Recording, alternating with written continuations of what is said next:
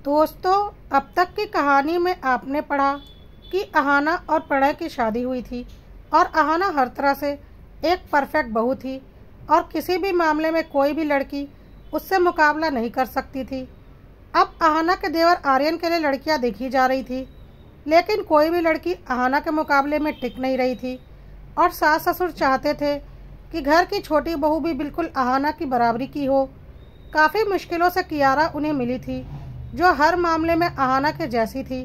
हालांकि वह बहुत ही घमंडी और मुंहफट थी, जिसकी वजह से अहाना उसे बिल्कुल पसंद नहीं कर रही थी और वह बात बात पर अहाना की बेइज्जती भी किया करती थी, जो कि सही नहीं था। कियारा और आर्यन की सगाई कर दी गई थी और कुछ महीनों के बाद उनकी शादी थी। इसी बीच अहाना प्रेग्नेंट हो चुकी थी, लेकिन एक अनहोनी हो गई और एक रोड एक्सीडेंट में प्रणय की मृत्यु हो गई। अहाना इस सदमे को बर्दाश्त नहीं कर पा रही थी और अपना सुध बुध खो बैठी थी। बहुत मुश्किल से उसे थोड़ा संभाला गया था और फिर कोशिश करके प्रणय की नौकरी अहाना को मिली थी, लेकिन फिर भी अहाना पूरी तरह से ठीक नहीं हो पाई थी। उसके होने वाले भविष्य के बारे में सोचकर अहाना के सास ससुर ने कियारा के माँ बाप से बात करके कियारा और आर्यन की सगाई तोड़ दी थी और आर्यन और अहाना की शादी करवा दी थी। बहुत मुश्किल से आर्यन अपनी भाभी अहाना से शादी करने के लिए तैयार हुआ था और अहाना भी अपनी मम्मी के समझाने पर इसके लिए तैयार हो गई थी। लेकिन आर्यन और कियारा एक दूसरे को भूल नहीं पाए थे और आर्यन समाज की नज़र में अहाना का पति बन चुका था, पर अहाना और आर्यन बस एक दोस्त की तरह रूम शेयर करते थे। आइए देखते हैं आगे क्या हुआ।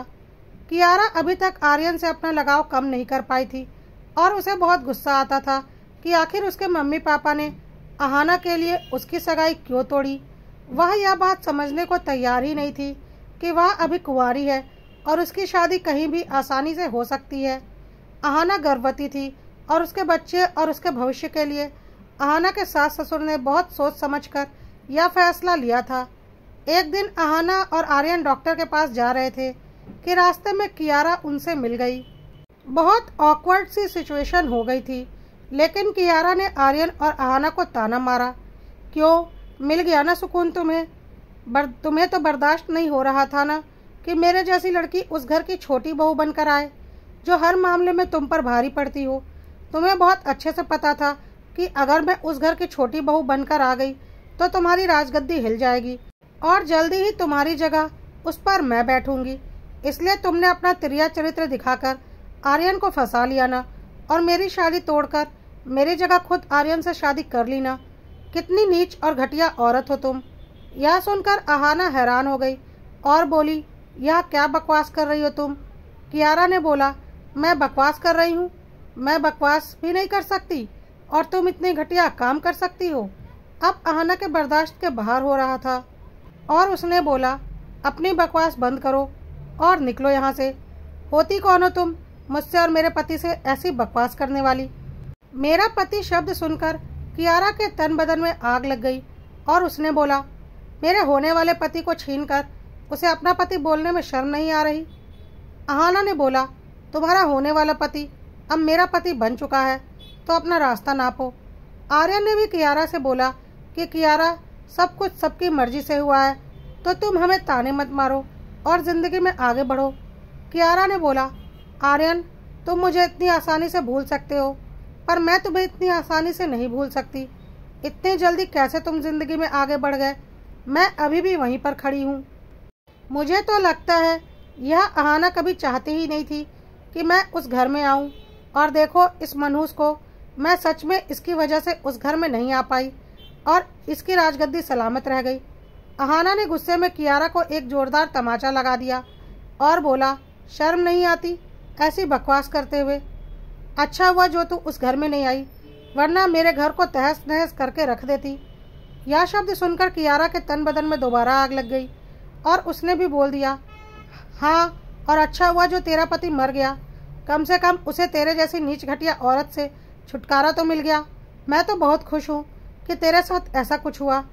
यह शब्द सुनकर अहाना और आर्यन हैरान हो गए कि कियारा इतनी घटिया बातें कैसे कर सकती है। कियारा अपने गुस्से में बोले ही जा रही थी, बहुत अच्छा हुआ इसके साथ।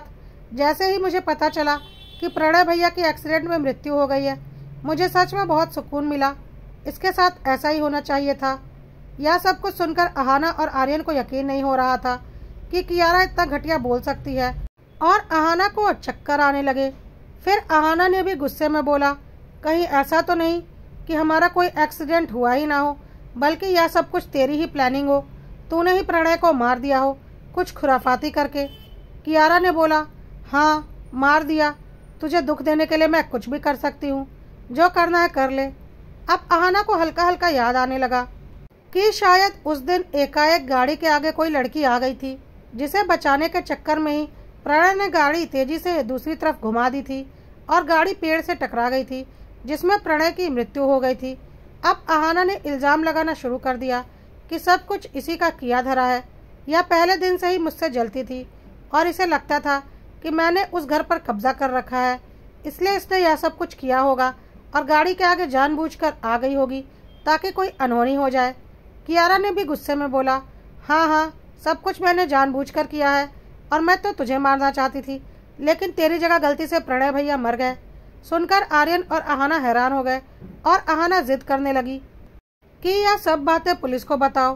कियारा ने भी बोल दिया, हाँ हाँ जाओ सारी बातें पुलिस को बताओ, देखते हैं कौन मेरा क्या बिगाड़ लेता है।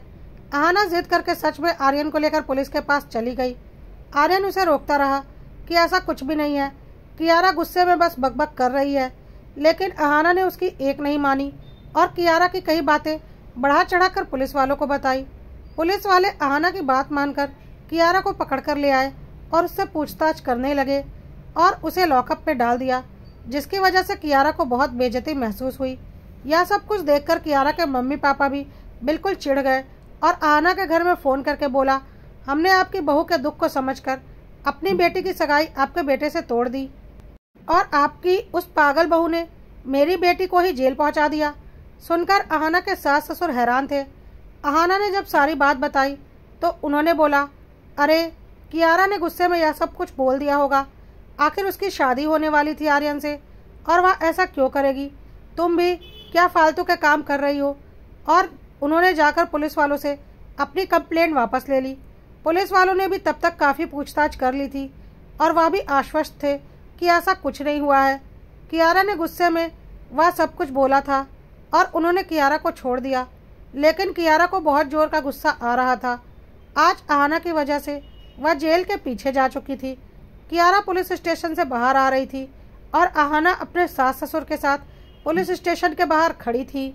अपनी कंप्लेंट वापस लेने के बाद कियारा और अहाना का दोबारा आमना सामना हुआ तो इस बार अहाना ने कियारा से बोला, तुझे तेरी औकात दिखा दी ना, अब आइंदा से कभी मेरे रास्ते में मत आना। कियारा कुछ बोलना चाहती थी, लेकिन उसके माँ बाप उसे खींचकर ले जाने लगे और अहाना उसे बहुत अजीब सी नज़रों से देखकर मुस्कुरा रही थी। कियारा को बहुत ही अजीब लग रहा था। आर्यन अहाना को घर चलने के लिए बोल रहा था, लेकिन कियारा को ऐसा लग रहा था कि सच में ज़रूर कुछ ना कुछ गड़बड़ तो है, नहीं तो मेरे गुस्से में बोली गई एक बात को अहाना ने कहाँ से कहाँ तक पहुँचा दिया। अरे मैंने गुस्से में कुछ बोल दिया तो मुझे जेल के पीछे भिजवा दिया, जबकि सब जानते हैं कि प्रणय भैया की गाड़ी का एक्सीडेंट हुआ था और उसी में प्रणय भैया की मौत हुई थी। लेकिन तभी कियारा के दिमाग में एक बात आई कि अगर इतना बड़ा एक्सीडेंट हुआ था जिसमें प्रणय भैया की मौत हो गई तो अहाना बिल्कुल सही सलामत कैसे बच गई। और कियारा गुस्से में तमतमाती हुई दोबारा से अहाना के घर की तरफ जाने लगी। अपने माँ बाप की बात उसने नहीं सुनी और अहाना के घर पहुंचकर कियारा ने दोबारा हंगामा करना शुरू कर दिया और बोला, अहाना तूने मेरे ऊपर इतना घटिया इल्ज़ाम लगाया है ना, अरे मैं ऐसा क्यों करूँगी, मुझे ऐसा करके कोई फ़ायदा नहीं, लेकिन अब तो मुझे शक हो रहा है कि तूने खुद ही प्रणय भैया को मार दिया होगा, क्योंकि तेरा एक्सीडेंट इतना बड़ा हुआ था कि उसमें तेरे पति की मौत हो गई और तू और तेरा होने वाला बच्चा सही सलामत है, तुम्हें एक खरोच भी नहीं आई। अहाना ने बोला, क्या बकवास कर रही है तू, मैं खुद अपने पति को मार दूंगी, पागल हो गई है क्या तू। लेकिन कियारा ने बहुत बड़ा हंगामा मचा दिया और बोला, अभी तूने मेरी कंप्लेंट की थी ना, अब मैं तेरी कंप्लेंट करूंगी कि तूने खुद अपने देवर से शादी करने के लिए अपने पति को मार डाला। सुनकर अहाना बेहोश होते होते बची। यह कैसी घटिया बातें कर रही थी कियारा। कियारा को किसी तरह से अहाना के सास ससुर और आर्यन ने वहाँ से बाहर निकाला और उसके मम्मी पापा से बोला कि आकर उसे लेकर जाए। कियारा बिल्कुल अपने होश में नहीं थी। कियारा के मम्मी पापा ने भी अहाना के सास ससुर को 4 बातें सुना दी कि मानते हैं आपकी बहू के साथ बहुत बुरा हुआ, लेकिन अपने दुख में वह मेरी बेटी के साथ ऐसा कैसे कर सकती है। एक कुंवारी लड़की को जेल की हवा खिला दी, उस लड़की को जिसने आपकी बहू के लिए इतना बड़ा त्याग किया। बहुत गलत किया है आपकी बहू ने। और कियारा अभी जो कुछ भी बोल रही है ना, सिर्फ अपना गुस्सा निकाल रही है, कुछ भी गलत नहीं बोल रही है। उसे भी हक है अपना दिल हल्का करने का, सिर्फ आपकी बहू को हक नहीं है अपना दुख जताने का। अहाना के सास ससुर चुप थे और चाहते थे कि सब कुछ शांत हो जाए और मामला यहीं पर ख़त्म हो जाए। थोड़ी देर में कियारा को उसके मम्मी पापा लेकर चले गए। यह सब कुछ देखकर अहाना बहुत परेशान हो गई थी। उसे उसकी सासू माँ ने ज़बरदस्ती सुला दिया और अहाना नींद में जा चुकी थी, लेकिन आर्यन, उसकी आंखों से नींद गायब थी। उसे समझ में नहीं आ रहा था कि यह सब कुछ क्या हो रहा है। कुछ महीने पहले तक उनकी ज़िंदगी कितनी खुशनुमा थी, लेकिन आज उनकी ज़िंदगी में कैसी तबाही आई हुई है। कोई खुश नहीं है, सब एक दूसरे के ऊपर गलत इल्ज़ाम लगा रहे हैं। पूरा घर दुखी है। देखा जाए तो कियारा भी अपने दुख की वजह से ही ऐसी बातें बोल रही है और ऐसी हरकतें कर रही है। एक तूफान ने 2 घरों को तोड़ कर रख दिया।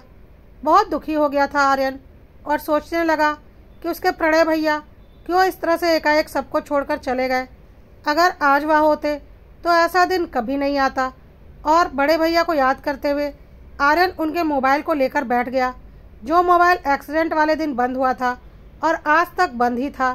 प्रणय के मोबाइल में आर्यन और प्रणय की बहुत मस्ती वाली कई वीडियोस थी, जो कि प्रणय अक्सर बनाया करता था। आज आर्यन का बहुत दिल कर रहा था उन पुरानी वीडियो को देखकर अपना जी हल्का करने का, और आर्यन ने मोबाइल को चार्ज किया और फिर उसे ऑन किया और मोबाइल के वीडियो खोले। लेकिन मोबाइल का वीडियो खोलते ही पहले नंबर पर जो वीडियो आर्यन को मिली, वह देखकर आर्यन के पैरों तले ज़मीन खिसक गई। उसे यकीन नहीं हो रहा था कि ऐसा कुछ भी हो सकता है और उसने तुरंत पुलिस को फ़ोन कर दिया। पुलिस घर आ चुकी थी और पुलिस को देखकर आर्यन के मम्मी पापा ने बोला, अब यह पुलिस घर क्यों आई है, अब क्या हो गया। आर्यन ने बोला, मम्मी पापा, बड़े भैया की मौत एक्सीडेंट में नहीं हुई थी, बल्कि सच में उनका मर्डर हुआ है और कातिल हमारे घर में मौजूद है। यह सब कुछ हल्ला सुनकर अहाना भी कमरे से बाहर आ चुकी थी और बोल रही थी, आर्यन, यह तुम क्या बोल रहे हो, तुम्हारे प्रणय भैया का मर्डर हुआ है। किसने मारा है उन्हें? इस कियारा ने ना। मैं तो पहले से ही बोल रही हूँ, कियारा ने ही उन्हें मारा है, उससे मेरी खुशियाँ बर्दाश्त नहीं होती। पुलिस वालों से बोलो जाकर उसे गिरफ्तार करे।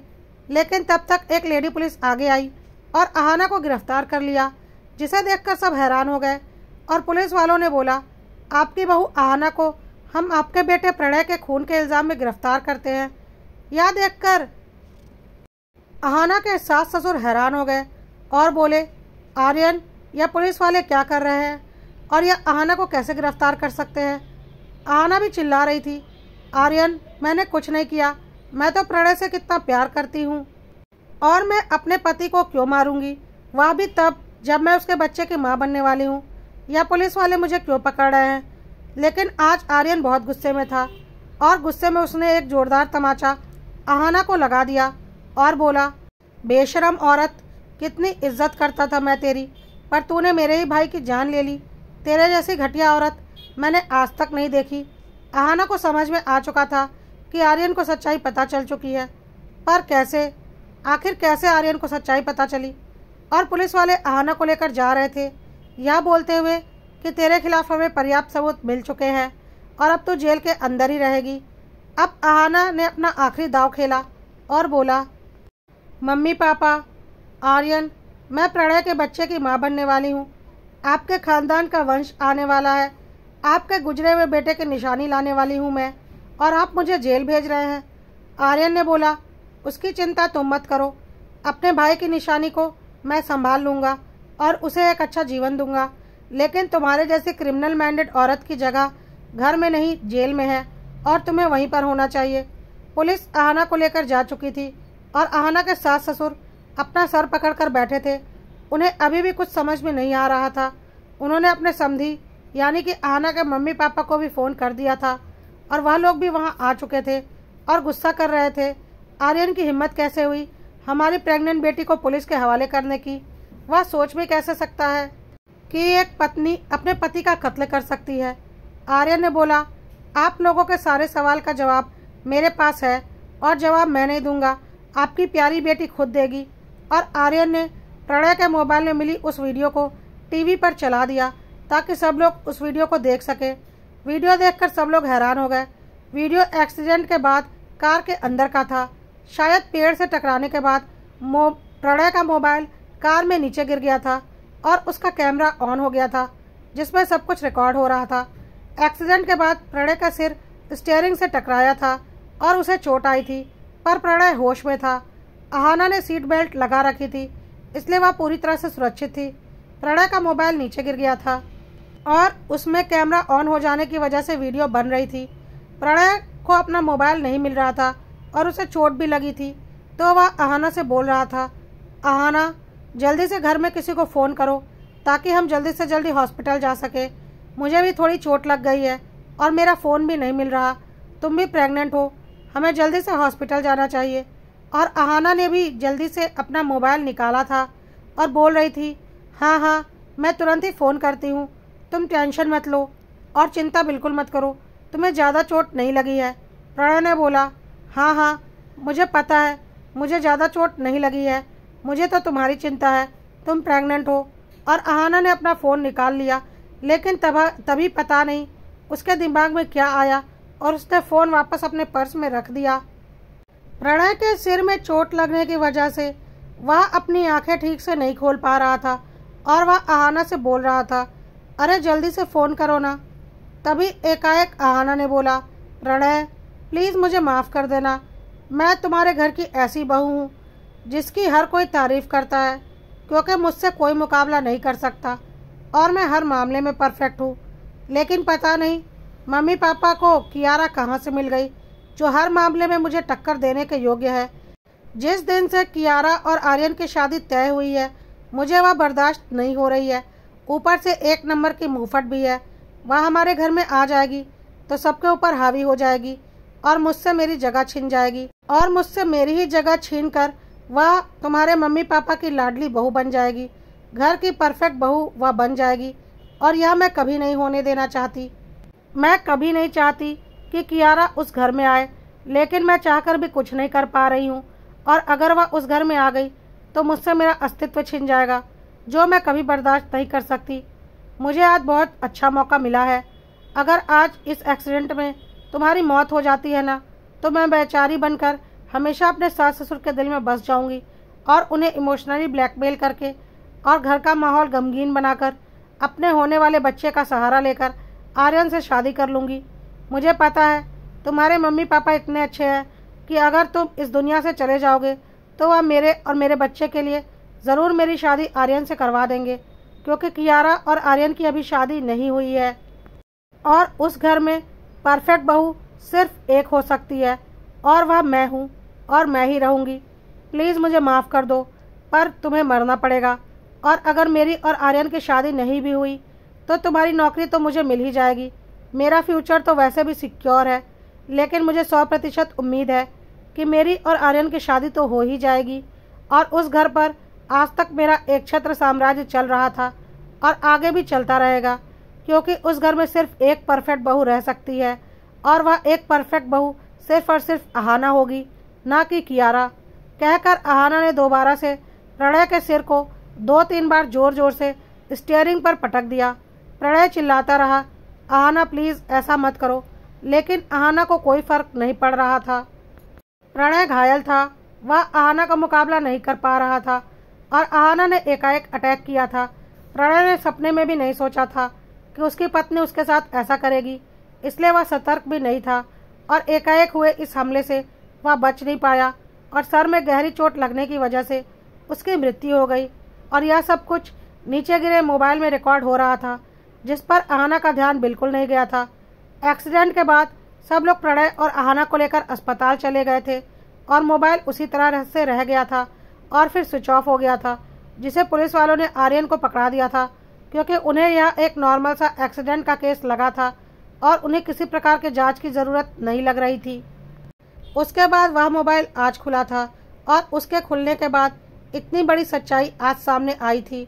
शायद अगर कियारा ने अपनी बेवकूफ़ी में यह सब कुछ नहीं किया होता तो आर्यन ने कभी दुखी होकर अपने भाई का मोबाइल नहीं खोला होता, और अगर वह मोबाइल नहीं खोलता तो शायद अहाना का यह घटिया सच दुनिया के सामने नहीं आता।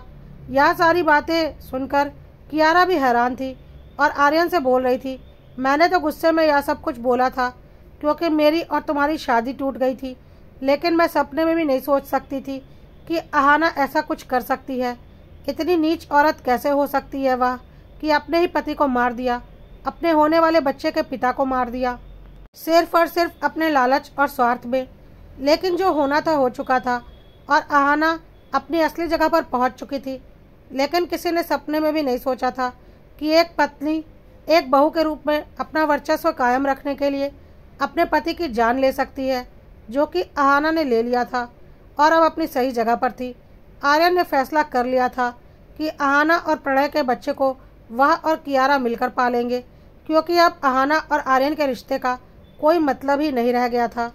दोस्तों, सिर्फ और सिर्फ अपने स्वार्थ में प्यार के रिश्ते को तार तार कर देने वाली यह कहानी अगर आपको पसंद आई हो तो कड़वा सत्य को लाइक, फॉलो और सब्सक्राइब करना मत भूलिएगा, और साथ ही वीडियो पर हाइप देना भी मत भूलिएगा।